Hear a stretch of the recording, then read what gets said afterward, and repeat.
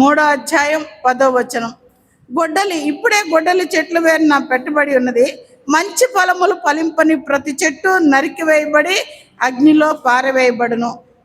ఈ మెసేజ్ చాలాసార్లు విన్నాంలే, మనకి ఇదేం కొత్త కాదు అని అనిపించవచ్చు. కానీ పరిశుద్ధాత్మ దేవుడు ఎవరితో ఎప్పుడు ఎక్కడ ఎలా మాట్లాడతాడో మనకు తెలీదు. నేను ఆ వాక్య భాగాన్ని చదువుకుంటున్నప్పుడు మొన్న రాత్రి దేవుడు నాకు ఈ వాక్యం మీద చాలా తలంపులు ఇచ్చారు. అవన్నీ నేను నోట్ చేసి పెట్టుకొని ఉన్నాను.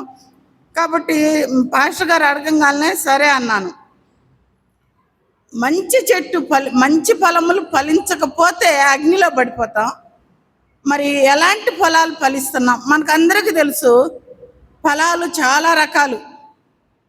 ఆత్మఫలం ఫస్ట్ చెప్తారు, తర్వాత నీతి ఫలం, తర్వాత సమాధాన ఫలం, మరి శ్రమల్లో కూడా ఫలం ఉంటుందంట, గ్లాసుడు మంచినీళ్ళు ఇచ్చినా ఫలం ఉంటుందంట.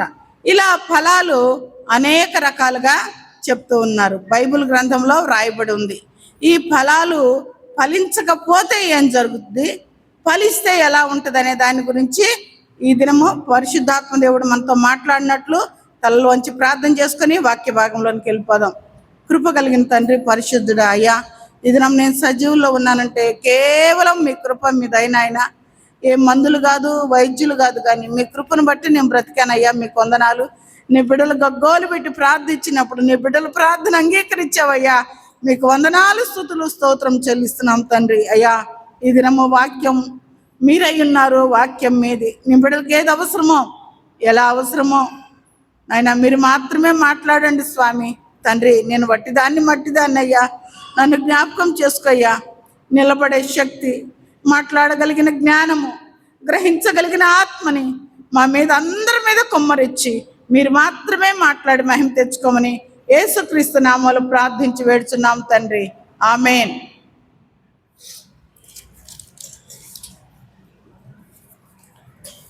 దేవుని ప్రియమైన బిడ్డలారా, ఫలములు అనే అంశం తీసుకున్నాను.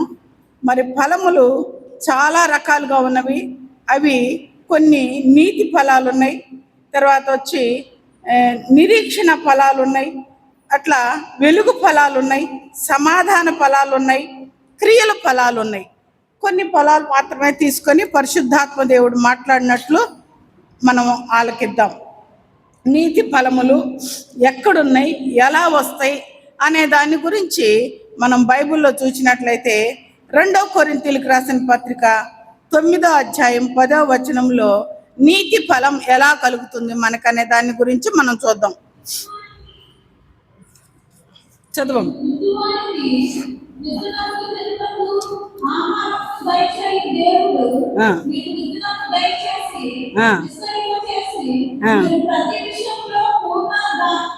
పూర్ణ ఔదార్యము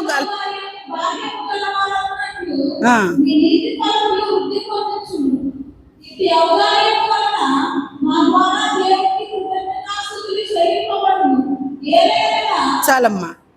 పూర్ణ ఔదార్యం వలన నీతి ఫలములు ఫలించును. మనం పూర్ణ ఔదార్యం కలిగి ఉంటే మనలో ఆ నీతి ఫలం అనేది ఫలిస్తుందంట. ఔదార్యము అంటే బాగా ఫ్రీగా ఖర్చు పెట్టడం, ఫ్రీగా మరి బీదల కోసం మనం ఖర్చు పెట్టడం, లేని వారి కోసం మనం వారిని కరుణించటం, వారి కోసం మనం కలిగింది ఇవ్వటం, ఇలాంటి గుణగణాలని ఔదార్యం అంటారు.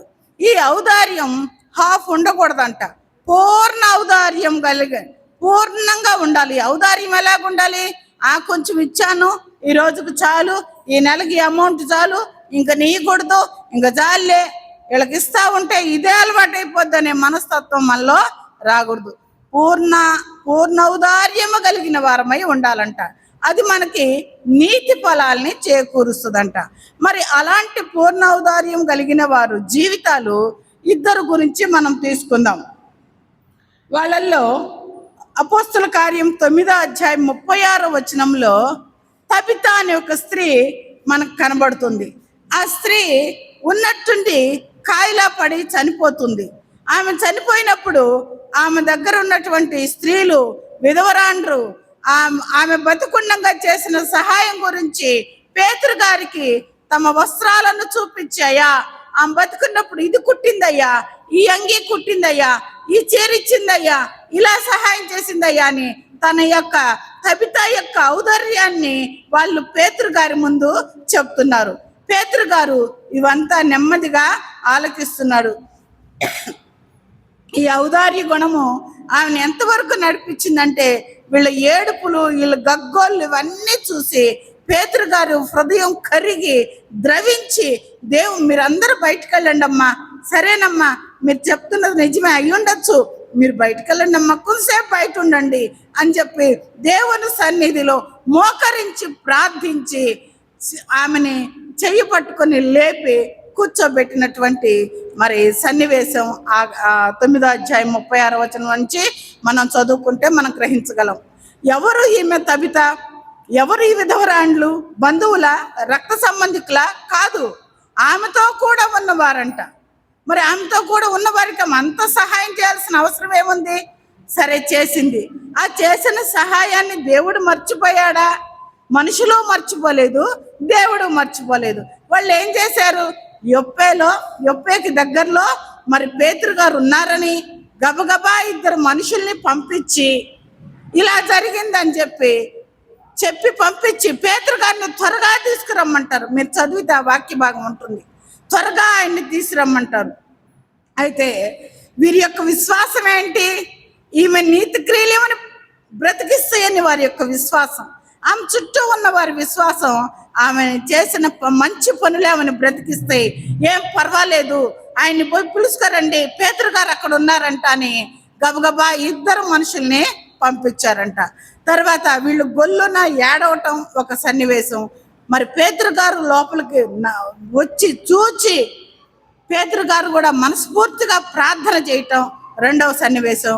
3వ సన్నివేశంలో ఆమె లేచి కూర్చుండుట 3వ సన్నివేశం. ఇన్ని కార్యాలు జరిగినాయి అంటే, ఇలాంటి అద్భుతం జరిగింది అంటే కేవలం ఆమె యొక్క ఔదార్యము ఆమెని బ్రతికిచ్చింది. దేవుని వాక్యం సత్యం. కీర్తనల గ్రంథం 41వ అధ్యాయంలో బీదలను ఎవరైనా చదువుతారండి? కనికరించువాడు ధన్యుడు, ఆ ఉపకారం నాకు ఆయన ప్రత్యుపకారం. ఆపత్కాలం మంది ఏం చేస్తాడంట? దేవుడు వారిని తప్పించును. ఈ ఔదార్యము పోయిన ప్రాణాన్ని తిరిగి వచ్చే అంతగా మరి ఆమెకి ఆ ఔదార్యం అనేది ఉపయోగపడింది. కాబట్టి మనం ఏం చేయాలా? మన జీవితంలో ఔదార్యం ఉంది, కొంచెమే, కానీ ఫుల్గా ఉండాలని దేవుని వాక్యం మనతో మాట్లాడుతుంది. పూర్ణ ఔదార్యం ఏం చేస్తుందంట? నీతి ఫలమునిచ్చును. నీతి ఫలం అనేది మన జీవితాల్లో ఇంతవరకు ఫలించుకుని ఉంటే, ఒకవేళ ఫలించి సగం ఫలించుంటే, పూర్ణ ఔదార్యం కలిగిన వారమై ఉంటే ఖచ్చితంగా మన జీవితాల్లో నీతి ఫలం ఫలిస్తాం.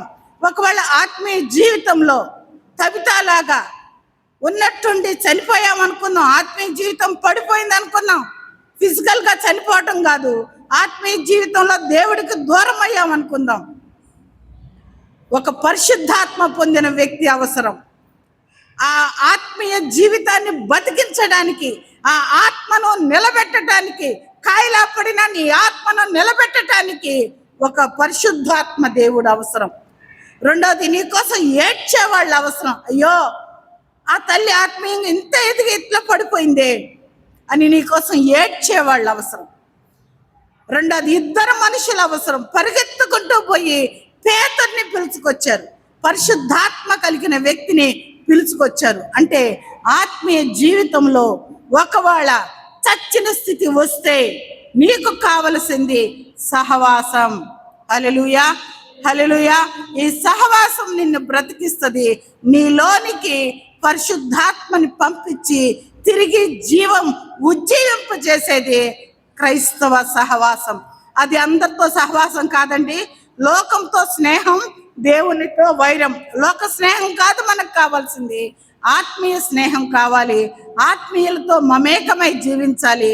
ఆత్మ సహవాసం కలిగిన వారమై జీవించినప్పుడు చచ్చిపోయిన మన ఆత్మస్థితిని తిరిగి బ్రతికించే పరిశుద్ధాత్మ దేవుడు మనకు సమీపంగా ఉన్నాడు. పేతురు యొప్పేకి సమీపంగా ఉన్నట్టు లుద్ద యొప్పేకి సమీపంగా ఉందంట. ఈమె లుద్దలో ఉంది, యొప్పే దగ్గర ఉంది. యొప్పేలో పరిశుద్ధాత్మ నింపబడిన పేతురు గారు ఉన్నారు. అలాగే మనకు సమీపంగా ఉన్నటువంటి పరిశుద్ధాత్మ దేవుడు మన కోసం నిత్యము యాజక ధర్మం జరిగిస్తూ ప్రార్థించే దేవుడు మనకు ఉన్నాడు. కాబట్టి మనం ఈ సహవాసం ద్వారా మరి ఆత్మీయ స్థితిలో చనిపోయినప్పటికీ మానవులం కాబట్టి ఒక్కోసారి ఒడిదుడుకులు వస్తుంటాయి, కోపతాపాలు వస్తాయి, పంతాలు పట్టింపులు వస్తాయి. చోడుదేవ్ ఇవన్నీ మనకు అవసరంలే. నేను ఆత్మీయంగా బ్రతికున్నానా, నేను నీతి ఫలం ఫలిస్తున్నానా, ఇదో నా జీవితం ఒక వృక్షం అనుకుంటే, లేదంటే చిన్న మొక్క అనుకుంటే నా జీవితంలో నీతి ఫలం ఫలించిందా, ఎండిపోయిందా, వేరుతో కూడా ఎండిపోయానా, వాడిపోతున్నానా, ఫలాలు లేవా, జాగ్రత్త. మంచి ఫలములు ఫలించని ప్రతి చెట్టు నరికి అగ్నిలో వేయబడుతుంది. హల్లెలూయా. కాలం సమీపమైంది కనుక ఇది మొదలుకొని ఒకవేళ జీవం లేని ఆత్మీయ స్థితిలో మనం ఉంటే ఆ జీవం కోసం, ఆ ఉజ్జీవం కోసం, పరిశుద్ధాత్మ కోసం ప్రార్థన చేద్దాం. పరిశుద్ధాత్ముడు చచ్చిపోయిన మన ఆత్మీయ స్థితిని తిరిగి జీవింపచేసి నీలో నీతి ఫలం వృద్ధి మనం ఫలించలాగున మన ఫలాలు తరతరాలకు దీవెనకరంగాను ఊర్లు పాకేటట్టు చేస్తాడు. ఊర్లు వెళ్ళారు. మరి అక్కడున్న సహవాసం ఉన్న స్త్రీలందరూ వచ్చేసారు కవిత దగ్గరికి. అయ్యా బతుకున్నప్పుడు ఇది చేసిందయ్యా, బతుకున్నప్పుడు ఇది చేసిందయ్యా. ఒకవేళ ఆత్మీయ స్థితిలో ఉంటే, ఆ స్థితిలో ఉంటే, చచ్చిపోయిన స్థితిలో ఉంటే, నీ ఆత్మ కాయిలా పడి ఉంటే, ఒకప్పుడు నువ్వు ఎలా ప్రేమించావు, ఎలా జీవించావు, ఎలా ఆదరించావు, ఎలా ఓదార్చావు, నీ గురించి మొరపెట్టే వాళ్ళు ఉండాలి, నీ గురించి నడిపించే వాళ్ళు ఉండాలి, నీ గురించి పరిగెత్తుకొని పరిశుద్ధాత్మ దగ్గరికి వెళ్ళే వాళ్ళు ఉండాలి. 2 వ్యక్తుల్ని పంపించారంట పేతురు గారి దగ్గరికి. పేతురు గారు కూడా తడవు చేయకుండా త్వరగా వచ్చారంట. అది దైవ సంకల్పం అని నేను అనుకుంటా. ఎందుకంటే దేవుని దృష్టి కూడా తబిత మీద ఉండుండొచ్చు, తబిత నీతి కార్యాల మీద ఉండుండొచ్చు, తబిత నీతి ఫలాలు ఫలిస్తుంది ఉన్నట్టుండి తబితకి ఏమైంది? సరే పోమని పేతురు గారికి ఆజ్ఞాపించినప్పుడు ఆ పరిశుద్ధాత్మ దేవుడు అక్కడ జీవక్రియ జరిగిచ్చాడు. నిత్య జీవక్రియ మనలో జరగాలంటే, నశించి అగ్నిలో పారవేయబడకుండా ఉండాలి అంటే నిత్యము నీలో పరిశుద్ధాత్ముడు రగులుకుంటూ ఉండాలి. ప్రతినిత్యము నీ జీవితంలో నీ పొరపాటును గ్రహించాలి, సరిదిద్దుకోవాలి.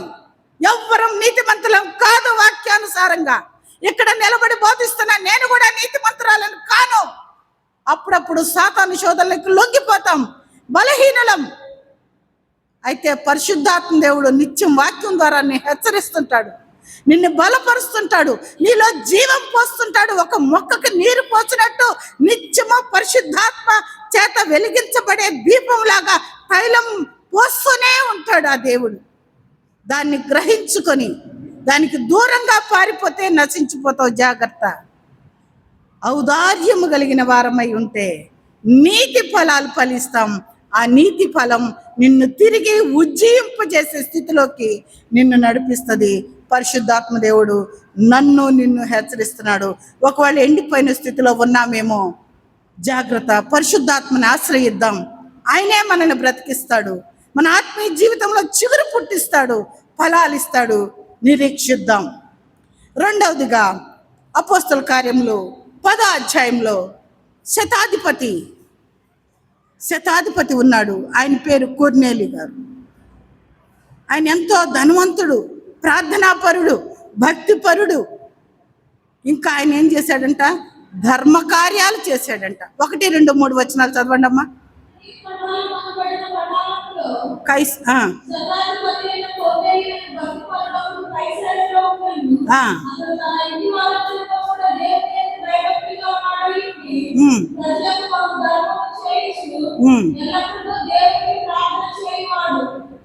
చాలమ్మా.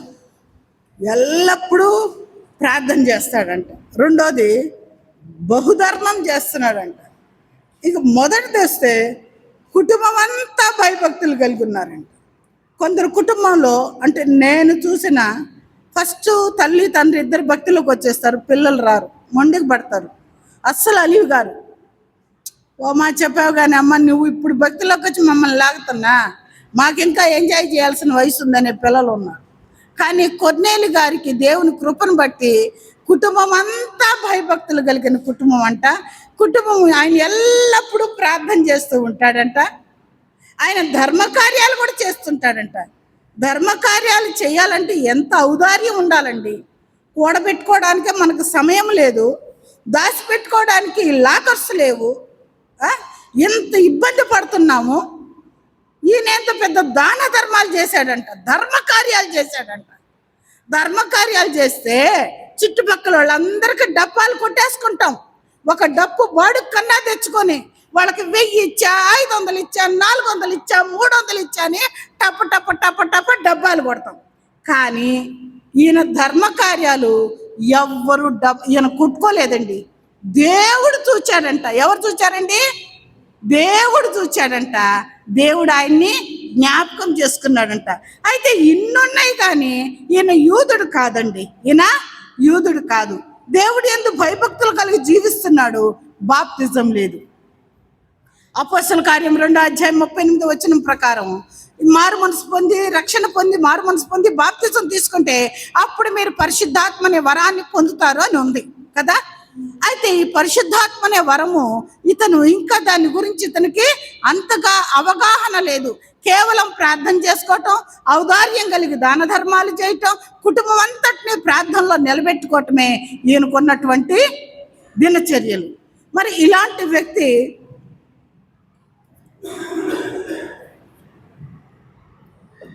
దేవుని దృష్టిలో పడ్డాడు. దేవుడు మరి పేతురు గారికి చెప్పి పంపిస్తున్నాడు. దర్శనం ఇచ్చాడు. మీ అందరికి తెలుసు ఆ సన్నివేశం.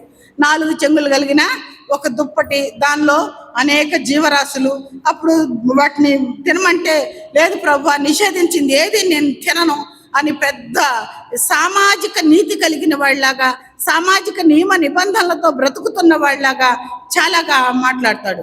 అయితే ఏది నిషేధించబడింది కాదు, ప్రార్థన చేసుకొని భోంచెయ్యి అని చెప్పినప్పుడు ఈ దర్శనం ఏందని ఆలోచిస్తున్నప్పుడు కొర్నేలి ఇంటి నుంచి 3 పనివారు వస్తారు. వాళ్ళలో భక్తిపరుడై ఎప్పుడు మరి కొర్నేలి గారిని కనిపెట్టుకున్న పనివాడు ఒకడు ఉంటాడు. వచ్చి ఏం చెప్తాడంటే, ఆత్మీయ జీవితంలో ఖచ్చితంగా మనల్ని అనుసరించి మనకు సహవాసం ఇచ్చే ఒక పనివారని నేను అనను, ఒక సహవాసం మనకు అవసరం. అతను కూడా పేతురు గారి దగ్గరకు వచ్చి మరి దేవుడు అతనికి ప్రకాశమైన దూతను చూచాడంట. మీరు వచ్చి ఆయనతో మీరు చెప్పింది వినాలని వాళ్ళు కూర్చొని ఉన్నారని చెప్పినప్పుడు నాకు చూపించిన దర్శనం ఇదే కాబోలనుకొని మరి పేతురు గారు ఒకరోజు వాళ్ళతో ఉండి ఆ ఇంట్లో సీమోను చర్మకారుడి ఇంట్లో ఉండి తర్వాత బయలుదేరి మరి ఇక్కడకు కొర్నేలి గారి ఇంటికి వచ్చినప్పుడు పాపం కొర్నేలి గారు సాష్టాంగ నమస్కారం చేసి పేతురు గారి కాళ్ళ మీద పడ్డాడంట. అప్పుడు అంటాడు, కొర్నేలి లే, నేను నరుడనే, నేను నీ వంటి వాడనే, లేకపోతే నేను నరుడనే, నువ్వు నా కాళ్ళ మీద పడాల్సిన అవసరం లే. శతాధిపతి అంటే 100 మంది సైనికులకు అధిపతి, మిలిటరీ ఆఫీసర్. ఆయన వచ్చి చదువు లేదు, సంధ్య లేదు, ఊరికి సువార్త చెప్పుకుంటూ సంచి తగిలించుకొని యేసు ప్రభు బోధించిన బోధ ప్రకారం ఒక జత బట్టలైనా ఏమీ లేకుండా తిరుగుతున్న పేతురు గారిలో ఉన్న దైవిక శక్తిని చూసి ఆయన కాళ్ళ మీద పడ్డాడు కొర్నేలి గారు. ఎంత తగ్గింపండి కొర్నేలి గారికి. భక్తి ఉంటుందండి, కొందరికి తగ్గింపు ఉండదు. ఓ భలే బాగా ప్రసంగాలు చేస్తారు, ప్రార్థనలు చేస్తారు, అన్నీ చేస్తారు. వ్యక్తిగత జీవితంలో తగ్గింపు కావాలి. ఆ తగ్గింపును చూచి కొర్నేలి గారిని దేవుడు కనికరించాడు. అతనికి కొదువ ఒకటి ఉంది. ఏంటది? బాప్తిజం లేదు, పరిశుద్ధాత్మ అనుభవం లేదు. అందుకే పరిశుద్ధాత్మ వీళ్ళ మీద దిగాలని దేవుడు నిర్ణయించి పేతురు గారిని వీళ్ళ ఇంటికి నడిపించాడు. అందరూ కూర్చున్నారు. మరి దేవుడు పాపముల కోసం బలైపోవడానికి వచ్చాడు, మనమైతే ఆయన్ని సిలువేశాము అని ఈ సన్నివేశం చెప్తున్నప్పుడు అక్కడ ఒక వచనం ఉంది, దయతో చేయండమ్మా. అపోస్తల కార్యాలు 10వ అధ్యాయానికి రండమ్మా.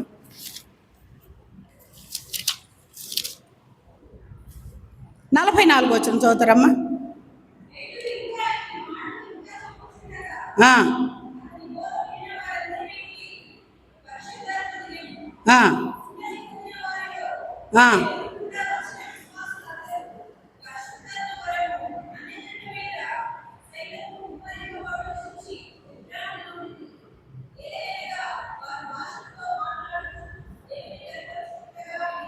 చాలమ్మ. చూడండి, ఇంకా ఈయన పేతురు గారు బోధన ఆపలేదు. అంత అంతలోపే పరిశుద్ధాత్మని అందరూ ఆ ఆత్మను పొందుకున్న వారయ్యారు. వారు భాషల్లో మాట్లాడుతున్నారు. మరి అపోస్తుల కార్యం 1వ అధ్యాయంలో కూడా ఉంది. వారందరూ కూడుకొని ఉండగా మేడగదిలో ఏం జరిగింది? పరిశుద్ధాత్మ అగ్ని వలె వారి మీదకి దిగినప్పుడు వారు అన్య భాషలు మాట్లాడారు. వాళ్ళు శక్తి నందారు, అన్య భాషలు మాట్లాడారు. ఈ పరిశుద్ధాత్మ అనుభవంలోకి వచ్చిన వారికి మొట్టమొదటి ఉండే స్టెప్ అంటే, నా అనుభవం చెప్తున్నానండి, కంపల్సరీ కాదు, రకరకాలుగా ఆత్మవరాలు ఉండొచ్చు, నేను వాటిని అడగట్లేదు, వాటి గురించి ప్రస్తావించట్లేదు. తెలియకుండా భాషలు వచ్చేస్తాయండి. నా అనుభవం చెప్తున్నా, తెలియకుండా భాషలు మాట్లాడుతున్నాం. నాకే అర్థం కాల ఒకసారి, ఫస్ట్ అంటే నేను ఆత్మ పొందుకున్న సమయంలో. అంటే ఈ భాషలు అనేది మొట్టమొదటి వరం. అన్య భాషల్లో మాట్లాడతారు. ఈ భాషలు మాట్లాడుతున్నప్పుడు పరిశుద్ధాత్మ వారి మీద దిగింది. దిగిన తర్వాత వల్ల ఏం చేంజ్ వచ్చింది?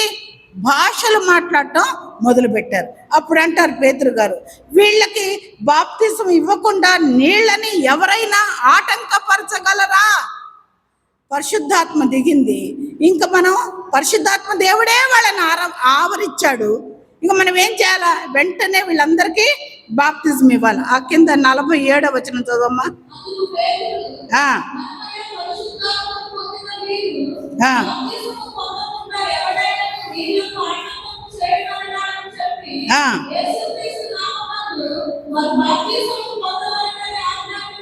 చాలమ్మా.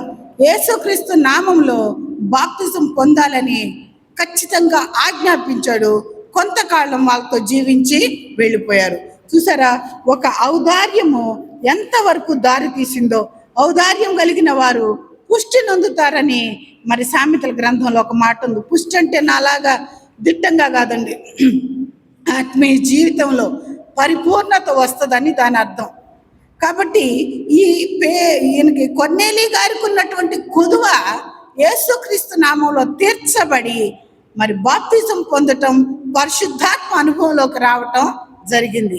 ఈ దాతృత్వం, ఔదార్యం ఎక్కడి దాకా తీసుకెళ్తుందంటే, ఇంకా ఆయనంట అనేక మందిని పిలుచుకొని ఉన్నాడంట. ముఖ్య స్నేహితుల్ని, బంధువుల్ని, ఇరుగు పొరుగు వారందరినీ కూర్చొని పెట్టాడంట. వాళ్ళకు కూడా తెలియదు పరిశుద్ధాత్మ వారిని ఆవరిస్తుందని, వారి మీద దిగుతుందని వారికైతే తెలియదు. అలాగా మనం చేస్తున్న ఔదార్య క్రియలు, దాన ధర్మాలు, నీతి క్రియలు, ధర్మ కార్యాలు ఎక్కడికి లాగుతున్నాయి అంటే పరిశుద్ధాత్మ అనుభవంలోకి మరి నడిపిస్తాయని మనం విశ్వసించాలి. ఒక్కోసారి మనం చేస్తున్న ధర్మ కార్యాలు మిస్లీడ్ కూడా అవుతాయి, కాదనలా. వాళ్ళు ఒక నీట్ ఉందనుకోండి, నీట్ తీర్చుకుంటారు, వెళ్ళిపోతారు, దేవుళ్ళలోకి రారు. మనమేమో దేవుళ్ళలోకి వస్తాడని ఎంతగానో కనిపెడతాం. కానీ చాలాసార్లు నా జీవితంలో నేను మోసపోయిన అనుభవాలు ఉన్నాయి. చర్చికి వస్తామంటారు, అది ఇది అన్ని అడుగుతారు. సరే, మన స్తోమత కొద్ది కలిగింది ఏదో ఇచ్చినా కూడా వాళ్ళ అవసరాలు మాత్రం తీర్చుకుంటారు, కానీ ఇంకా దేవుని అనుభవంలోకి రారు, సంఘ సహవాసంలోకి రారు. ఇలాంటివి కూడా జరుగుతుంటాయి. కానీ వారికి తీర్పు తీర్చేవాడు దేవుడు ఉన్నాడు. వాళ్ళ గురించి మనం పట్టించుకోకూడదు. మనం చేయాల్సిందల్లా దేవుని కృపలో ఔదార్యం కలిగి జీవిస్తే నీతి ఫలాలు ఫలిస్తాం.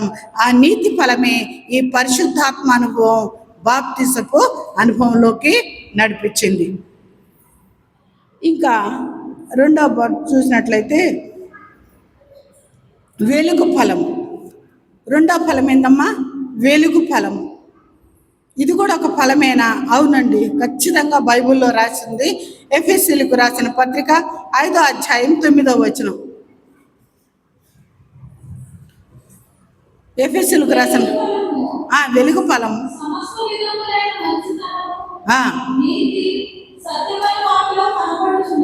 చాలమ్మా. వెలుగు ఫలం ఏందంట? సమస్తమైన మంచితనం, సమస్త విధములైన మంచితనం, తర్వాత నీతి, తర్వాత సత్యం. మంచితనం. కొందరు ఇప్పుడు అన్యులు కూడా బాప్తిసం పొందకపోయినా, యేసు ప్రభు తెలియకపోయినా కొందరు చాలా మర్యాదగా ఉంటారు. అది మంచితనం. ఏదన్నా అడిగాం అడ్రస్, ఏబ్బా ఎత్తుకప్పా అని అనరు. కొందరు లేదు బాబు ఇక్కడ కాదు బాబు, ఈ వీధి కాదు బాబు అని నెమ్మదిగా జవాబు చెప్తారు. కొందరు ఎవరిని అడుగుతా, నాకేం తెలుసా, నీకు అడ్రస్ చెప్పాను నేను ఉండేదా అంటారు కొందరు. అది మంచితనం కాదండి, అది క్రైస్తవత్వం కాదండి, తగ్గింపు లేదండి. తగ్గించుకొని ప్రార్థన చేయాలి, మంచితనం కలిగి ఉండాలి. మంచితనం లేకపోతే అంతా వేస్టే. నీ క్రైస్తవత్వం వేస్టే, నీ బాప్తిజం వేస్టే. అది వెలుగు ఫలం కాదు. నువ్వు వెలుగులోకి వచ్చినట్టు కాదు. వెలుగులోకి వచ్చింటే ఎలాగుండాలి? సమస్త విధములైన మంచితనము, నీతి. లంచాలు తీసుకుంటుంటారు, క్రైస్తవుడిని అంటారు. చాలా మోసం కదా. ఎవరి కన్ను గప్పెట్టగలవు? ఏది నీలో నీతి? నీ వెలుగు ఫలం ఏది? దేవుడికి ఏం లెక్క చెప్తావు? ఆయన తన వెలుగును విడిచి నీ కోసం వచ్చాడు. నీ వెలుగును ఆయన వెలుగు నీ మీద కప్పాడు. నువ్వు వెలుగు రకంగా జీవించాలని, నీలో ఉన్న చీకటంతా పారిపోవాలని తన ముఖకాంతిని నీ మీద ప్రకాశింపజేస్తుంటే, క్రైస్తవుడు అని పేరు పెట్టుకొని మంచితనం లేకుండా ప్రతి విషయంలో భేదాలు, ప్రతి విషయంలో తగువులు, ప్రతి విషయంలో విభేదాలు కలిగి నేను మంచివాడు నేను బోర్డు వేసుకోవాలనుకుంటున్నావా? దేవుడికి తెలీదా నీ వెలుగు ఫలం ఎలా ఫలిస్తున్నావో? ఏది నీ వెలుగు? చీకటి కార్యాలు చేస్తూ, చీకటి జీవితం జీవిస్తూ, చీకటిలో బ్రతుకుతూ ఎవరు చూడలేదనుకుంటున్నావా? మోసపోకుడి, దేవుడు వెక్కిరించబడడు. హల్లెలూయా. పరిశుద్ధాత్మ దేవుడు ఈ దినము నీతో నాతో మాట్లాడుతున్నాడు.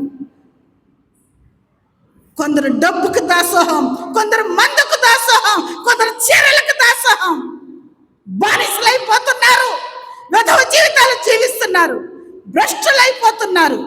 అందుకే సమాజంలో అన్య జనాంగం ముందు మన మతాన్ని, మన దేవుణ్ణి, మన గ్రంథాన్ని విమర్శిస్తున్నాడు. వాడు సవాల్ చేస్తున్నాడు. మన బైబిల్లోని పేర్లు పెట్టుకోనండి. వాడు తాగుతున్నాడండి, రాత్రి బార్లో ఉన్నాడండి. రా నేను చూపిస్తా, మీ క్రైస్తవులు, మీ కిరస్థాన పోళ్ళు అని విమర్శిస్తున్నాడు. ఏది నీ వెలుగు ఫలము? లంచగొండితనం, మార్పు లేని జీవితం, డబ్బు కోసం దురాశ. డబ్బు మీద ఆశ పెట్టుకోవద్దని బైబిల్ గ్రంథం చెప్తుంది. దాన్ని ధనాపేక్ష కలిగి కొందరు ఉరిపోసుకొని చచ్చిపోయారంట. ధనాపేక్ష సమస్త విధాలైన కీడులకు మూలమంట. ధనాన్ని ప్రేమించద్దు, దేవుణ్ణి ప్రేమించండి. నీకు కావాల్సిన సమస్తమైన సమకూరుస్తాడు. ఖచ్చితంగా మాట తప్పని దేవుడు, పరిశుద్ధుడు, మాట్లాడే దేవుడు. నీకేది కావాలో ఆయనకు తెలుసు. కీడుని మూట కట్టి ఇంట్లో పెట్టుకోబాకండి. మనం అనుకుంటాం ఇంత మనీ సంపాదించేసాం, నా బిడ్డలకు తరతరాలకు దిగులేదు. పిచ్చివాడా, మూట కట్టింది మనీ కాదు, శాపం. నీ బిడ్డలకి శాపం ఇస్తున్నావు, జాగ్రత్త. పరిశుద్ధాత్మ దేవుడు నీతోనే మాట్లాడుతున్నాడు. ఎవరికోలే అనుకోబాకండి. ఎక్కడ నీ వెలుగు ఫలం ఫలించట్లేదో, ఎక్కడ నీకు మంచితనం లేదో, ఎక్కడ నీకు నీతి లేదో, ఎక్కడ నీకు సత్యం లేదో, అబద్ధాలు, నోరు తెరిస్తే అబద్ధాలు, ఇది వెలుగు ఫలము కాదు. ఇవి లేనివాడు వెలుగు దూత అనుకుందాం. ఇవి లేనివాడు ఎవరో? వెలుగు దూత. వెలుగు ఫలం ఫలించేవాడు ఎట్టుంటాడు? మంచితనంగా ఉంటాడు, నీతి కలిగి జీవిస్తాడు, సత్యంగా ఉంటాడు. సత్యము తప్పుడు. తెలుగులో ఒక సామెత ఉంది, సత్యమైన తప్పొచ్చుంట పచ్చం తప్పకూడదు అంటారు బాలింతల కాడ. తప్పు ఆ మాట. సత్యం తప్పకూడదు. నేనే సత్యం, జీవం, మార్గం అని చెప్పిన యేసయ్యని పట్టుకుంటే, ఆయన పదాల చెంత నువ్వు ఉంటే, ఆయన చెంగు చాటు చేసి నిన్ను కాపాడుతాడు. దుష్టుడు బాణాలు నీకు తగలకుండా నిన్ను రక్షించగలడు. కోడి పిల్లలు ఎలా రక్షిస్తుందో, కోడి తన రెక్కల కింద పిల్లల్ని దాచినట్టు ఆ దేవుడు నిన్ను నన్ను దాచగలడు. ఎప్పుడు నువ్వు సత్యంగా, యథార్థంగా, నీతిగా జీవించినప్పుడే ఆయన రెక్కలు నీకు ఆరోగ్యాన్ని ఇస్తాయి. ఆయన రెక్కలు నీకు క్షేమాన్ని ఇస్తాయి. రా, ఒదిగిపోదాం, ఆయన రెక్కల కింద దాక్కుందాం. కేడెముతో కప్పినట్టు ఆయన దయతో నిన్ను కప్పును అనంది. కేడెము దాటుకొనకు బాణం రాలేదు. ఆయన దయ నీ మీదుంటే ఏ బాణము నిన్ను ఏమీ చేయలేదు. సరేనా? ఇది మొదలుకొని నీతి ఫలముల సారాంశం మంచితనం, వెలుగు ఫలముల సారాంశం మంచితనం, నీతి, సత్యం, ఈ మూడు కలిగి ప్రభువు ఎదుట యథార్థంగా జీవిద్దాం. ఇంకొక ఫలము చెప్పి దేవుని చిత్తమైతే ఇంకో 2 ఫలాల గురించి మాట్లాడదాం. సమాధాన ఫలం అంట. మరి ఈ ఒక్క నిమిషం అండి, మళ్ళీ వెనక్కి వెళ్దాం. ఈ వెలుగు ఫలము ఫలించినటువంటి ఒక రాజు గురించి తీసుకుందాం. 2వ రాజుల గ్రంథం 18వ అధ్యాయం 1 నుంచి 7 వరకు చదవండి.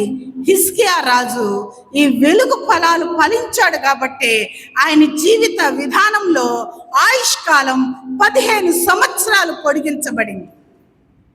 దేవుడు ఊరకనే విడిచిపెట్టేవాడు కాదు. మనల్ని సేవ చేస్తున్నారులే, బాగున్నారులే అని మనల్ని ఊరుకునే తోసేడు. ఖచ్చితంగా ప్రతిఫలం ఇచ్చే దేవుడు మన దేవుడు. ఖచ్చితంగా కాపుదలు ఇచ్చే దేవుడు మన దేవుడు. 2వ రాజుల గ్రంథం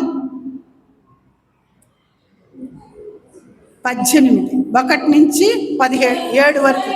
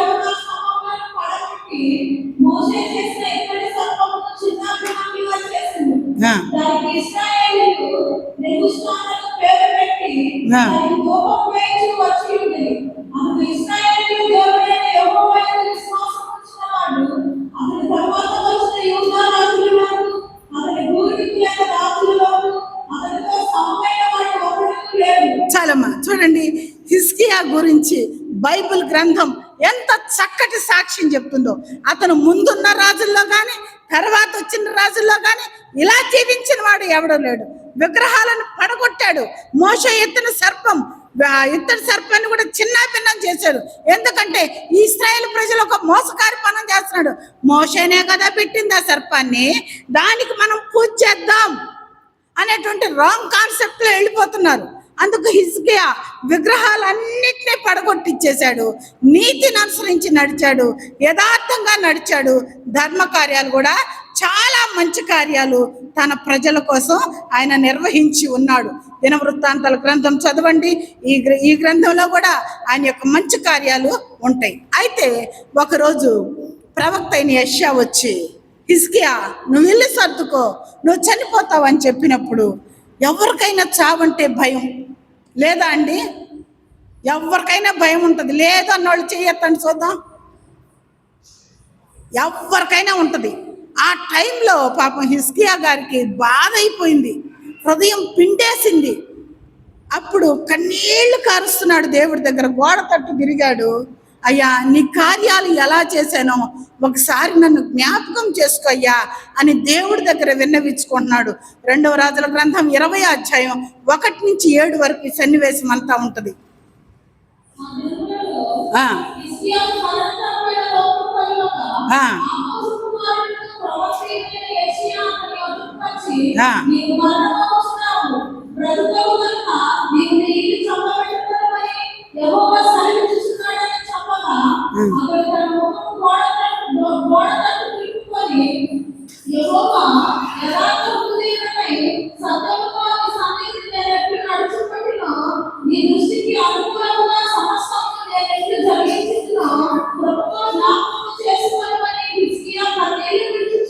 ఆ, యెహోవాను ప్రార్థించండి. ఆ, యెషయా 2 సార్లు నుండి అవతలకు వెళ్ళవలనంటే, ఆ. యెహోవా వాక్కు అతనికి ప్రత్యక్షమై ఇలాగ సెలవిచ్చెను. ఆ. నీవు తిరిగి నా ప్రజలకు అధిపతియైన హిజ్కియా యొద్దకు పోయి అతనితో ఇట్లనుము, ఆ. నీ పితరులైన దావీదునకు దేవుడగు యెహోవా నీకు సెలవిచ్చినదేమనగా, ఆ. నీవు కన్నీటి విడుచుట చూచితివి. చాలమ్మా. దేవుడి దగ్గర మొదలు పెడుతున్నాడు. అయ్యా, ఎంత న్యాయంగా ఉన్నానో, ఎక్కడైనా అల్పం ఉందా, ఎలా పరిపాలించాను, ఎలా సేవ చేశాను. ఆయన చేసిన సేవ అంతట్లో ఎక్కువగా దేవుడి చేత మెచ్చుకోబడిన సేవ ఏదంటే, లేవీయులకు, యాజకులకు సమృద్ధిగా ఉండేటట్టు ఆహార ధాన్యం అందరూ దశంభాగాలు తేవాలి, మందిరంలో యాజకులు తృప్తిగా ఉండాలి అనే నియమం పెట్టి ఆ రీతిగా పోషించాడు. దేవుడు ఏర్పరచుకున్న జనాంగం లేవీయులు, వాళ్ళకి స్వాస్థ్యం ఉండదు, ఆస్తిలో భాగం ఉండదు, ఏమీ లేని వారు, వారి కోసం ప్రత్యేకించబడిన కానుకలు ఏర్పాటు చేసి మరి పండగలు, పస్కా పండుగలు జరిపించి ఎంతో వైభవంగా వారిని పోషించి, మీకేమైనా కొదువు ఉన్నదా అని అడుగుతూ, ఏమీ లేదు ప్రభువా, సమృద్ధిగా ఉన్నామయ్యా రాజుగారు, సమృద్ధిగా ఉన్నామయ్యా అని చెప్పించుకొని తృప్తి పడిన రాజు ఎవరయ్యా అంటే, ఇలాంటి రాజు ఇక ముందు తర్వాత లేనే లేరని దేవుని వాక్యం ఇతని గురించి సాక్ష్యమిస్తుంది. అలాంటి మంచి క్రియలు చేశాను కదా ప్రభువా, నాకు ఇంత లేక మరణమా. ఆ పుండుని మన భాషలో మన అనొచ్చు అనకూడదు నాకు తెలియదు, తప్పైతే దేవుడు నన్ను క్షమించాలి. క్యాన్సర్ పుండు అనుకుందాం, అది ఇంకా బాగవదు, చచ్చిపోతాడు. నువ్వు చచ్చిపోతావు హిజ్కియా, నువ్వు రెడీ అవ్వు అని చెప్పినప్పుడు ఎంత దుఃఖం వచ్చి ఉంటుంది, ఎంత వేదన కలిగి ఉంటుంది. ఒకటే తీస్తున్నాడు ఆయన సంచిలో నుంచి, యథార్థముగా ఎలా ప్రవర్తించానో నీకు తెలీదా ప్రభువా, నీ కృపతో నన్ను జ్ఞాపకం చేసుకో. ఎలాగా? నీ కృపతో నన్ను జ్ఞాపకం చేసుకో. ఆ మాట అండర్లైన్ చేసుకోండి. ఆయన కృపతో మనల్ని జ్ఞాపకం చేసుకుంటే ఎలాంటి పుండైనా, ఎలాంటి వ్యాధి అయినా కొట్టివేయగలడు. తిరిగి ఆయుష్కాలం 15 సంవత్సరాలు పెంచినట్టు వాక్య భాగం మనం ఉంది. మరి ఇలాంటి మంచి కార్యాలు చేయగలిగిన దేవుడు యెహోవాయే. అయితే ఆయన చేస్తాడులే అని నీ రూట్లో నువ్వు ఉండకూడదు. నీ ప్రవర్తన దిద్దుకొని హిజ్కియా వలె యథార్థంగా జీవించినప్పుడు దేవుడు నీ ఆయుష్కాలం పొడిగిస్తాడు, నీ జీవిత విధానాన్ని మారుస్తాడు. మరి ఆ అంజూరపు ముద్ద తీసుకొచ్చి దాని మీద వేసినప్పుడు ఆ పుండు మానటం, ఆయన బాగుపడటం ఇంతవరకు చరిత్రలో ఉంది. అంతవరకే తీసుకుందాం, తర్వాత భాగం వేరే విధంగా ఉంటుంది. కాబట్టి దేవుడికి అసాధ్యమైంది ఏదీ లేదు. తన బిడ్డలను ఆయన విడిచిపెట్టేవాడు కాడు, ఆయన చూచి చూడనట్టు వెళ్ళేవాడు కాదు, దాటిపోయేవాడు అసలే కాదు. ప్రార్థించేవారి ప్రార్థన, ప్రవర్తించేవారి ప్రవర్తన ఆయన గ్రంథంలో లిఖితములై ఉంటాయి అంట. జాగ్రత్త. ఎవని పేరు అందుండదో వాడు అగ్నిలో పడును. దేవుని గ్రంథములో, జీవ గ్రంథములో నీ పేరున్నదా, నా పేరున్నదా అని పాట పాడతాం. ఎవరికైనా వచ్చింటే తర్వాత పాడండి. ఆ జీవ గ్రంథంలో దేవుని పేరు ఉంటుంది. నువ్వు చేసే క్రియలు, నువ్వు మాట్లాడే మాటలు, సీసీ కెమెరాలు ఇప్పుడు వచ్చినాయి. కొన్ని వేల సంవత్సరాల క్రితమే దేవుని కనుదృష్టి సీసీ కెమెరా కంటే స్పష్టంగా లోకమందంతటా సంచరిస్తుందంట. ఈ లోకంలోని యథార్థవంతులను బలపరచుటకై ఆయన కనుదృష్టి లోకమందంతటా సంచరిస్తుంది. నీకు హృదయ తలంపులు పుట్టకమనిపై ఆయన ఎరుగు. కప్పెట్టుకోవచ్చు, అదేం లేదండి, అదేం లేదు. సిగరెట్లు జోబులో పెట్టుకొని అది అలా ఓడిదమ్మంటేనా, ఇలా ఓడిదమ్మంటే అని చెప్తారు. మందు బాటలు చేతిలో పెట్టుకొని అది ఇటు వచ్చి వెనకాల పెట్టుకొని వెనక చూడ్డా దేవుడు? నీ ముందు వచ్చే మనిషికి నీ వెనక చేయి కనపడదా? ఒకవేళ కనపడదేమో అనుకుందాం, వెంటనే ప్యాంట్లో దోపేస్తారు. అదేం లేదండి, అదేం లేదు. దేవుని కనుదృష్టి నీ సమస్తము చూస్తుంది. నీ హృదయ తలంపులు ఆయనకి తెలుసు. నీ విడ్డూరాలు ఆయనకి తెలుసు, నీ వెకిలి వేషాలు ఆయనకి తెలుసు, నీ వెర్రితనం ఆయనకి తెలుసు. మోసపోకుడి, దేవుడు వెక్కిరించబడ్డు. ఆయన గుడ్డివాడు కాదు, చూసి చూడనట్టు పోవటానికి. గత కాలంలో పోయాడేమో కానీ ఈ కాలంలో ఎప్పటికప్పుడు దేవుడు మనల్ని సరిచేస్తూనే ఉన్నాడు. ఎవరినంటే తన ఏర్పాట్లో, తన కృపలో, తన సంకల్పంలో ఏర్పరచబడిన వారిని ఆయన సరిచేస్తూనే ఉన్నాడు. నేను ఇందాక సాక్ష్యం చెప్పాను, దేవుడు నాకు అంత మరణకరమైన రోగం, ఒక భయంకరమైన జబ్బు ఏమీ లేదు, ఊరికే వామిటింగ్స్ అయ్యాయి, ఆక్సిజన్ పెట్టాల్సిన పరిస్థితి వచ్చింది. ఎందుకంటే నేను చెప్తున్నాను యథార్థంగా, నాకు కొంచెం డబ్బు వస్తుంది కదా రిటైర్డ్ అయితే, ఆ డబ్బు చూసుకొని నేను విర్రవీగుతానేమో, గర్విస్తానేమో, పొంగిపోతానేమో, ఎవరిని లెక్క చేయనేమో, అహంకారం వస్తుందేమో నా దేవుడికి తెలుసు. అందుకే నన్ను విరిచి అణిచి ఆశీర్వదించాడు. హల్లెలూయా! నన్ను అణిచి ఆశీర్వదించాడు నా దేవుడు. నా డబ్బు అకౌంట్ నాకు తెలీదు, నేను పట్టించుకోను. అయిపోయినా బాధల, ఏటైనా సంతోషంలా. ఆఫ్టర్ ఆల్ అది నా దేహంలో నా ప్రాణం ఉంటే చాలు ప్రభువా. ఇంకా 2 విజ్ఞాపనలు ఉన్నాయి, 2 కొరవ పనులు ఉన్నాయి నాయన. ఆ పనులు పూర్తి చేసిందాక నా ప్రాణం నాలో ఉంచయ్యా. నన్ను నేను సరి చేసుకునే అవకాశం ఇయ్యయ్యా. ఈ డబ్బు ఆఫ్టర్ ఆల్ వచ్చే అమౌంట్ తుచ్చమైంది, నాకు వద్దు ప్రభువా. దాని మీదకి నా మనసు మళ్ళించొద్దయ్యా, దాని మీదకి నన్ను రానియొద్దయ్యా. దేవుడు తెలుసు, డబ్బు లేకుండా బతికాను కదా, బాధల్లో బతికాను కదా, కాస్త వస్తే గర్విస్తానేమోనని అణిచి మరణ పడకలో వేసి 11 రోజులు సెలైన్లు, ఇంజక్షన్లు, 5 నిమిషాలు నిద్రపోనీరు, ప్రతి నిమిషం బీపీ చూస్తారు, ప్రతి నిమిషం ఇంజక్షన్ ఇస్తారు. అల్లాడిపోయా, ఎందుకింత శ్రమ ప్రభువా అని అడిగినప్పుడు దేవుడు వాక్యం ద్వారా నాతో మాట్లాడాడు. ఆయన ఇశ్రాయేలు ప్రజలను అణిచి ఆశీర్వదించిన వాక్య భాగం వచ్చింది. ఆ రోజు రాత్రి 8 గంటలప్పుడు ఒక నర్సుకి నేను దేవుని వాక్యం చెప్తున్నా, ఉన్నట్టుండే నా నోట్లో ఆ మాట వచ్చింది. 2-3 నర్సులకి సువార్త ప్రకటించే అవకాశం నా దేవుడు ఆ మరణ పడక మీద ఉన్నప్పుడే నాకు ఇచ్చాడు. హల్లెలూయా! అంత కృపనిచ్చిన నా దేవాది దేవునికి నేను వందనాలు చెల్లిస్తున్నా. దేవునికి ఒక సంకల్పం ఉంటుంది, దేవునికి ఒక ప్రణాళిక ఉంటుంది. ఆ ప్రణాళిక ద్వారానే నన్ను ఆ మరణ పడకలో మార్చి నెలలో ఉంచాడు నా దేవుడు. ఫిబ్రవరి మాసం అనుకుంటా, ఫిబ్రవరి ఆఖరి వారం నుంచి 3వ తారీఖు దాకా హాస్పిటల్ అడ్మిట్ అయ్యి ఉన్నా. ఇంకా నాకు గుణం రాలేదేమో, ఇంకా నాకు బుద్ధి రాలేదేమో, వాటి మీద మోహం కలిగి ఉన్నానేమో, తుచ్చమని గెంచి సమర్పించుకొని విడిచిపెట్టేశాను. అప్పుడు దేవుడు నాకు సహాయం చేసి ఆ పడకలో కూడా అతి తక్కువ బిల్లుతో బయటకు వచ్చా. అంటే మా బంధువు ఉన్నాడని కాదు, ఏం కాదు, ఏ రోజుకి ఆ రోజు బిల్ కట్టాము. 11 రోజులు హాస్పిటల్లో అడ్మిట్ అయితే 10 లక్షల దాకా అవుతుంది అందరికీ. నాకు 60-70 వేలతో నేను బయటకు వచ్చా. దేవుని కృపను బట్టి 60-70 వేలు అప్పు చేయకుండా నా దగ్గర ఉన్నాయి. దేవుడికి ప్రతిదీ తెలుసండి. నీ హృదయంలో ఏ దురుద్దేశం కలిగి ఉందో, నిన్ను ఎవరు చెడగొడుతున్నారో, ఏ సహవాసం నిన్ను పాడు చేస్తుందో సమస్తం తెలుసు. అందుకే కొన్ని సహవాసాల నుంచి దేవుడు కొన్నిసార్లు దూరపరుస్తాడు, కొన్నిసార్లు దగ్గర చేస్తాడు. సమస్తం ఎరిగిన వాడు దేవుడు. జాగ్రత్త, మన నడవడిక దేవుని దృష్టికి అంగీకారంగా ఉండాలి. అప్పుడే నువ్వు వెలుగు ఫలము ఫలించిన వాడివి అవుతావు, ఫలించిన దానివి అవుతావు. అర్థమైందా? సమాధాన ఫలము.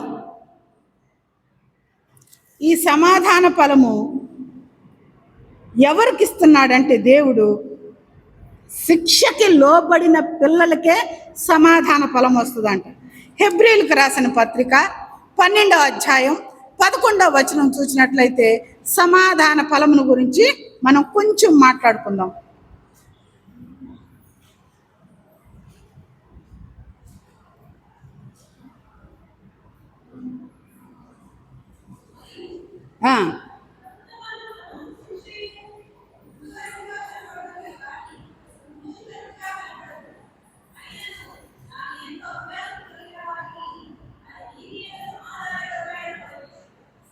చూడండి, శిక్ష మనకి ఎట్ట అనిపిస్తుంది? బాధాకరంగా అనిపిస్తుంది. ఆ శిక్షలో కూడా అభ్యాసం కలిగి ఉంటేనంట వాళ్ళకది సమాధాన ఫలంగా ఉంటుందంట. ఎవరికి శిక్ష? తన కుమారులకే శిక్ష, తను ప్రేమించిన వారికే శిక్ష, ఆయన ఏర్పరచుకున్న వారికే శిక్ష. శిక్షించి సరిచేసి సమాధానపరిచి ఆయన చేర్చుకునే దేవుడు, ఆయన సమాధానకర్త. యెషయా గ్రంథంలో ఉంది కదా, మనకు కుమారుడు అనుగ్రహించబడును, ఆయన భుజం మీద రాజ్యభారం ఉండును, ఆశ్చర్యకరుడు, ఆలోచనకర్త, బలవంతుడైన దేవుడు, నిత్యుల తండ్రి, సమాధానకర్తయకు అధిపతి అని ఆయనకు పేరు పెట్టబడును. ఈ సమాధానకర్త ఎలా సమాధానపరిచాడు? తండ్రికి మానవులకి విభేదం వచ్చేసింది, తండ్రికి దూరం అయిపోయాడు.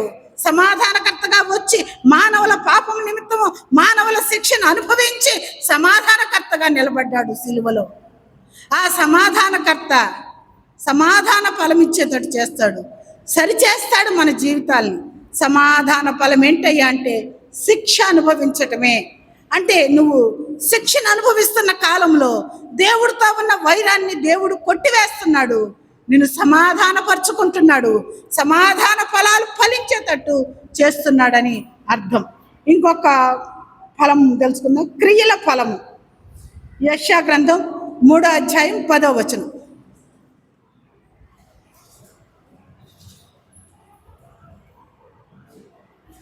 మీకు మేలు కలుగునని నీతిమంతులతో చెప్పుము, వారు తమ క్రియల ఫలము అనుభవింతురు. ఇంకో కింద లైన్ చదువు. దుష్టులకు శ్రమ, వారి క్రియల ఫలము వారికి కలుగును. చాలమ్మా, చూడండి, మీ క్రియాఫలం కలుగునని మంచి వాళ్ళతో చెప్పమంటున్నాడు. దుష్టులకి ఏంటంట? వాళ్ళ క్రియాఫలం వాళ్ళకి కలుగుతుందంట.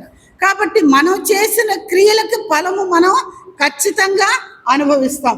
90% మనకు ఈ లోకంలో మేము ఏది, చిన్న ఎగ్జాంపుల్ చెప్తా, అతిశయం అయితే నా దేవుడు నన్ను క్షమించాలి.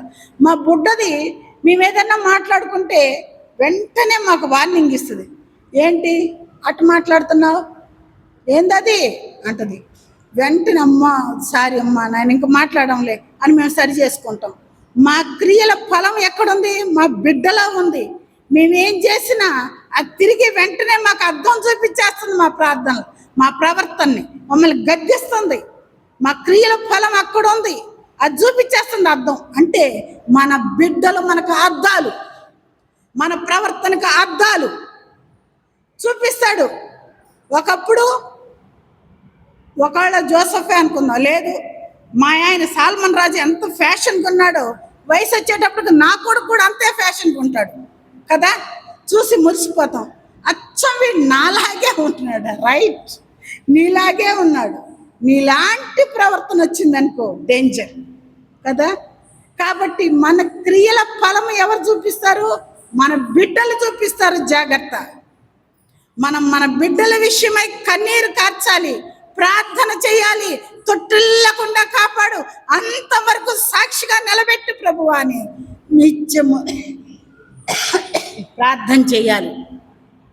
మన క్రియల ఫలము మన బిడ్డలే. మన బిడ్డలు బాగా ఫలించాలి, ఎదగాలి, మూల స్తంభాల్లాగా ఉండాలి అంటే మనం చేసిన ప్రతి అపరాధానికి పశ్చాత్తాపడి ప్రార్థన చేసుకుంటే, సిలువ చెంతకు మనం వస్తే సిలువలో ప్రతి శాపం కొట్టివేశాడు కాబట్టి ఆ శాపం మన బిడ్డలకు రాకుండా, మన బిడ్డలు మన క్రియలను ఎత్తి చూపించకుండా మంచి ఫలాలు ఫలించే బిడ్డలుగా దేవుడు మనల్ని ఆశీర్వదిస్తాడు. కాబట్టి క్రియల ఫలము జాగ్రత్తగా ఉండండి. ఏమి చేసినా నువ్వే తినాలి. మన ఇంట్లో సపోజ్ పాయసం చేసాం, మనమే తింటాం, అంతే కదా. పాల్కోవా చేసాం, మనమే తింటాం. జాగ్రత్త. క్రియల ఫలం అలాగుంటుంది. ఏది వండుకున్నామో అదే తింటాం, ఏది సిద్ధపరచుకున్నామో అదే తింటాం. కాబట్టి క్రియల ఫలము దేవుడు తీర్పు తెచ్చే దినం ఒకటి ఉంది. కాబట్టి ఇది మొదలుకొని మనమందరము, నేను మనిషినే కదా, సారి జారిపోతున్న మన్నునయ్యా అనే పాట పాడితే నాకు ఏడుపు వస్తుంది. కుమ్మరి చేతిలో మంటినయ్యా, సారి జారిపోతున్నా, అనేక సార్లు జారిపోతున్న మంటినయ్యా అని ఏడ్చుకొని పాడుకుంటా. జారిపోయిన పరిస్థితులు వచ్చిన పశ్చాత్తాపడి ప్రభు పాదాల మీద పడితే లేవనెత్తి నిలబెట్టి వెన్ను తట్టి ముందుకు నడిపించే దేవుడు మన దేవుడు. నీ క్రియల ఫలం ఖచ్చితంగా నీ బిడ్డలు చేసి చూపిస్తారు. అమ్మా నేను వంట చేస్తానంటది మా బుడ్డది, గంట తీసుకొని వస్తుంది. నువ్వు చేసినట్టే చేస్తుంది, నువ్వు వేసుకున్నట్టే చెప్పులు వేసుకుంటుంది, నువ్వు వేసుకున్నట్టే హ్యాండ్ బ్యాగ్ తగిలిస్తుంది. ఇప్పుడు నేను టీచర్ని అంటది, అందరూ సైలెంట్ అంటది, అటెండెన్స్ పిలుస్తుంది. మనం ఏది చేసామో, నా క్లాస్లో నేను ఏది చేశానో నా బిడ్డ అదే చేసి చూపిస్తుంది. కాబట్టి నీ క్రియల ఫలాలు నీ బిడ్డలు జాగ్రత్త. ప్రతి ఒక్కరూ ఈ దినం నుంచి జాగ్రత్త పడండి. ప్రభువు చెంత ప్రార్థన చేయండి, కన్నీరు విడవండి. నశించి నిత్య నరకాగ్నిలో పడకుండా మన బిడ్డల కోసం వేకుజామున నీళ్లు కుమ్మరించినట్టు మీ హృదయాలను మీ పసిబిడ్డల ప్రాణాల కోసం కుమ్మరించమని విలాప వాక్యాల్లో చెప్పబడింది. ఎవరైనా మీ బిడ్డల కోసం లేచి తెల్లవారుజామున ప్రార్థన చేస్తున్నారా? నేను చేస్తాను. నా బిడ్డల కోసం నేను గుండె మీద చేసుకొని చెప్పు. నా బిడ్డలు పెద్దవాళ్ళు అయిపోయారు, ఒక దారి అయిపోయింది, నాకు ఇంకా బాధ్యతలు కూడా లేవు, నిజం చెప్తున్నా. కానీ నా బిడ్డలు ఎక్కడ తొట్టిల్లుతారో, ఎప్పుడు పాపంలో పడిపోతారో, సాతానుడు మరి ఎప్పుడు వాళ్ళని పడగొడతాడో అని ప్రతిరోజు 40 సిలువు గుర్తులు పెద్ద బిడ్డ చుట్టూ, కోడల చుట్టూ, వాళ్ళిద్దరు బిడ్డల చుట్టూ, నా అల్లుడి చుట్టూ, నా కుమార్తె చుట్టూ, బుడ్డదాని చుట్టూ 40 సిలువు గుర్తులు వేసుకుంటా. అదొక పిచ్చిదాన్ని నేను. ఏం మాట వేస్తేనే భక్తి అంటారేమో నాకు తెలియదు. అది నాకు దేవుడిచ్చిన అనుమతో లేకపోతే ఆలోచన నాకు తెలీదు. ఏదన్నా జరుగుతుంటే ఫస్ట్ 40 సార్లు ఆ వ్యక్తి మీద సిలువ గుర్తులు మనసులో వేసేసుకుంటా. ఆ వ్యక్తిలో ప్రవేశించిన సాతాను పారిపోద్ది. నేను ఎన్నో అనుభవాలు నాకు తెలుసు. నా బిడ్డలు బయట తిరుగుతుంటారు. ఈ బిడ్డకు ఒకసారి యాక్సిడెంట్ అయింది, మా పాస్టర్ గారికి, ఆ జోసెఫ్కి, మా అల్లుడికి చేయి ఇరిగి ఎముక లోపల పడిపోయింది. ఏ రోజు ఏం జరుగుద్దో ఆ రోజు నుంచి ప్రతిరోజు వాళ్ళ ప్రయాణాల గురించి ప్రార్థన చేస్తా, నా భర్త గురించి ప్రార్థన చేస్తా. ఏ క్షణం వస్తుంటే ఎదురొక్క బండి తగిలితే ఎంతసేపు అండి మన జీవితాలు? ఎప్పుడు పడిపోతాయో, ఎప్పుడు ముగిసిపోతాయో తెలియదు, ఎప్పుడు అర్ధాంతరంగా ఏమైపోతామో తెలీదు. భయంకరమైన రోజుల్లో ఉన్నాం, అంత్య దినములో అపాయకరమైన దినాల్లో మనం ఉన్నామని జ్ఞాపకం చేసుకొని మన క్రియల ఫలములు మన బిడ్డలు మనకు చూపించకముందే పశ్చాత్తాపడైన పాదముల మీద పడితే ఆయన క్షమించడానికి సిద్ధమైన మనసు గలవాడు కనుక మన ప్రతి అపాపమును అపరాధమును క్షమించి నీ బిడ్డలు మంచి మార్గంలో నడిపిస్తాడు కనుక ముందు మన బిడ్డల కోసం ప్రార్థన చేద్దాం, మన కోసం ప్రార్థన చేసుకుందాం, మన జీవితంలో తప్పులు ఒప్పుకుందాం. ప్రేమ, సంతోషము, సమాధానము, ఆత్మ ఫలములు ఫలిద్దాం.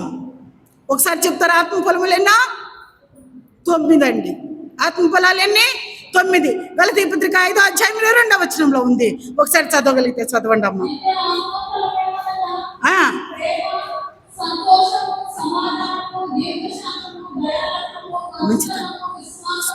సత్యము, ఆశ అనేది ఇట్టి వాటికి విరోధమైన నియమమేది లేదంటాడు దేవుడు.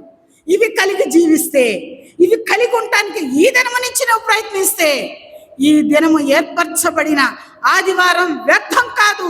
దేవుడు మాట్లాడిన మాటలు నిరర్థకం కానేరవు. చూడండి, వెనిజులాలో భూకంపం, యూరప్లో అగ్ని కురిసి అల్లాడిపోతున్నారు. ఇది 2వ ముద్రని కొందరు అనుకుంటున్నారు. అవునో కాదో మనకు తెలియదు. నిర్ణయించడానికి ఆఫ్టర్ ఆల్ నేనెవరు? భయం కలిగి బ్రతుకుతున్నా. ఏ క్షణము మన భూమి, మన ప్లేట్ భూమికి ఉన్న పలకాలు కదిలి అంటే ఒక్క క్షణంలో పెద్ద పెద్ద అంతస్తులు నేల రాలిపోతాయి. భూకంపం ఎప్పుడు వస్తుందో వీటన్నిటిని అది వదిలేసాయి. మన ప్రాణం ఎప్పుడు పోద్దో మనకే తెలియదు. నిత్యము జాగ్రత్త కలిగి భయభక్తులు కలిగి ప్రవర్తించండి. దేవుడు మన తప్పులన్నీ క్షమించి ఆయన వీపు వెనక వేసుకొని మన పాపములు మూటగట్టి సముద్రపు అగాధములో పాతాళంలో పడవేయడానికి సిద్ధంగా ఉన్న దేవుడు గనుక పశ్చాత్తాపడి ఆయన సన్నిధిలో మన హృదయాలు కుమ్మరించుకొని ప్రార్థన చేద్దాం. తగిన ఫలములు పొందుకుందాం. నీతి ఫలము, వెలుగు ఫలము దేవుడు మనకు సమకూర్చి మనల్ని, మన బిడ్డల్ని, మన కుటుంబాన్ని రక్షించి నీతి యావత్తు నెరవేర్చబడే వరకు మన జీవితంలో ఆయన కనిపెట్టి మన కోసం ఎదురు చూస్తున్నాడు. కాబట్టి ప్రార్థన చేద్దాం. తలలు వంచండి.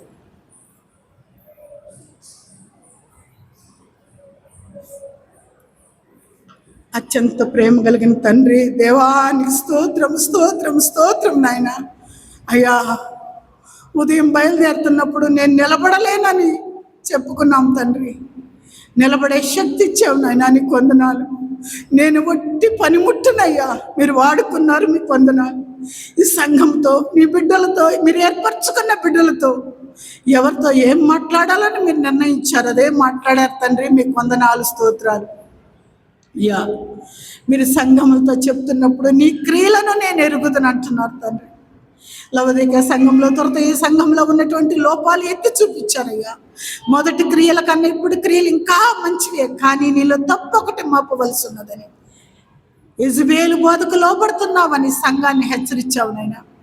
అలాంటి బోధలో వాళ్ళ మా జీవితాల్లో మేము కలిగి ఉంటే వాటిని విసర్జించి మిమ్మల్ని హత్తుకునే భాగ్యం దయచేయమని ప్రార్థిస్తున్నాం తండ్రి. మా క్రియల్లో దోషం లేకుండా మమ్మల్ని సరిచేయమని వేడుకుంటున్నానయ్యా.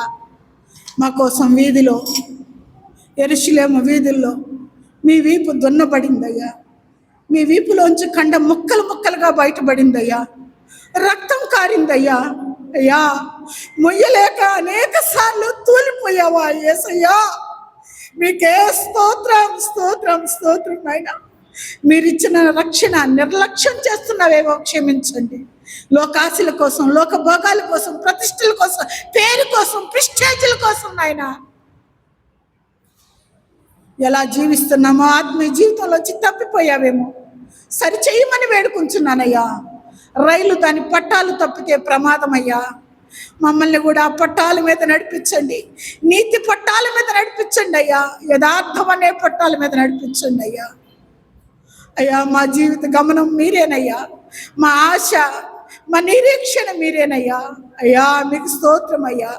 ఈ లోక ఘనతలు, హెచ్చింపులు, పొగడతలు మాకొద్దు ప్రభువా. ప్రభువా నాయనా, మమ్మల్ని మేము నేల మట్టుకు తగ్గించుకొని ప్రార్థిస్తున్నామయ్యా. మా ప్రార్థ దోషములు ఎంచవద్దని బతిమాలుకుంటున్నామయ్యా. బల్లలో చేయి వేయబోతున్నామయ్యా. అయ్యా అయ్యా అయ్యా, మమ్మల్ని జ్ఞాపకం చేసుకోండి అయ్యా. మా నిరీక్షణ సిగ్గుపరచబడకుండానట్లు మమ్మల్ని, మా బిడ్డల్ని, మా కుటుంబాలని రక్షించి కాపాడి చీకటి బంధకాల నుంచి తెచ్చివేసి నీతి సూర్యుడా మా జీవితాల్లో వెలుగు ఫలించే బిడ్డలుగా మమ్మల్ని అందరినీ ఆశీర్వదించి దీవించి వర్ధలు చేయమని, ఈ దినం మీరు విత్తిన వాక్యాన్ని సాతానుడు ఎత్తుకొని పోకుండా పరిశుద్ధాత్మ అగ్ని కంచె అయ్యా సంఘం మీద కప్పుతున్నందుకు నేను చూస్తున్న దర్శనములు అయ్యా. మీరు అగ్ని కంచె వేసినందుకు మీకు స్తోత్రములు. ఈ వాక్యం నిత్యము మా మనసుల్లో నిలకడగా ఉండునట్లు దీవించి ఆశీర్వదించి ఫలింపు దయచేయమని యేసుక్రీస్తు మహిమ కలిగిన నామములో ప్రార్థించి నమ్మి స్తుతించి కనపరిచి వేడుచున్నాను తండ్రి. ఆమేన్.